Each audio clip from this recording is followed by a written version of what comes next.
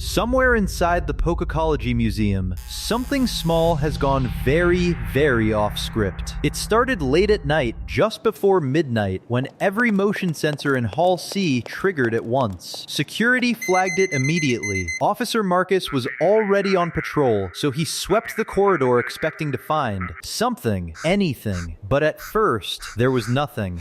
No broken glass, no forced entry, no movement. Until something found him first. Because somewhere inside that massive high-security museum, there was one tiny Pokemon with no plan whatsoever, and she wasn't supposed to be there. A few hours earlier, one of the delivery bay doors hadn't fully latched shut. It was a small mistake, the kind no one notices. Except Eevee did. And Eevee made a decision. She slipped inside without hesitation, completely unaware or unconcerned about what she had just walked into. Within seconds, she was standing in the middle of one of the most advanced natural history museums in the world, a place built to study creatures exactly like her. The first thing she noticed was above her, a massive Aerodactyl skeleton suspended from the ceiling, wings stretched wide across the hall. Eevee looked up at it. For a long moment, it almost felt like it was looking back. Then she kept moving. The museum stretched out in every direction. Endless marble corridors, massive exhibit halls, glowing displays filled with ecosystems from every corner of the Pokemon world. Eevee stopped at a three-way junction, ears twitching, nose working overtime as she tried to make sense of it all. She didn't know where the exit was, but more importantly, she didn't know where the food was. It didn't take long to find it. The curator's break room door was slightly open. Inside, a lunchbox. Unattended. Eevee didn't hesitate. Moments later, the sandwich was gone. Crumbs scattered everywhere. And she felt absolutely no guilt about it. That peaceful moment didn't last.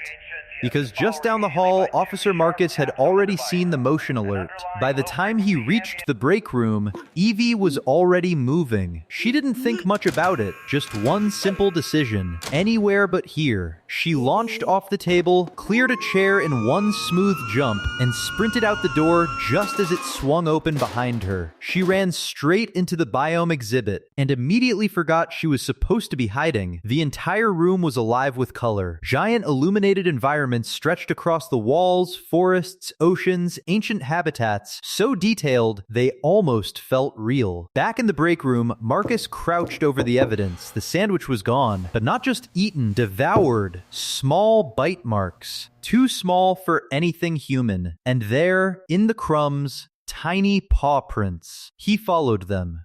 In the fossil wing, Eevee slowed down again. An ancient Omastar display stood in front of her. She stepped closer, rising onto her hind legs, placing one small paw gently against the stone. For a moment, she just stayed there.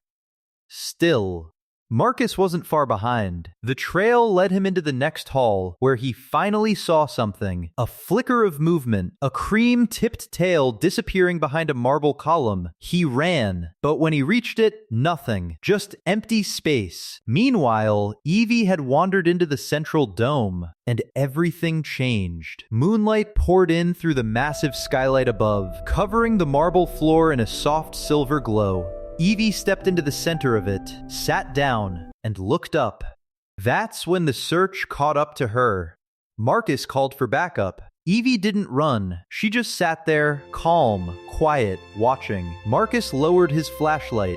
Then, slowly, he dropped to one knee. He extended his hand, palm open, and waited. For a moment, nothing happened. Then Eevee moved. One step, then another. Marcus finally understood. She wasn't breaking in. She was exploring, learning, existing exactly the way the museum was meant to document. By the time she fell asleep in his hands, the situation wasn't a security problem anymore. It was something else entirely. At 2:07 a.m., Marcus called the museum director. It took 11 minutes to explain. At 2:19, a decision was made. Marcus carefully placed Eevee on a small display platform in the center of the dome, and the museum went quiet again. When the doors opened the next morning, she didn't panic. She didn't run. She just sat there, completely calm,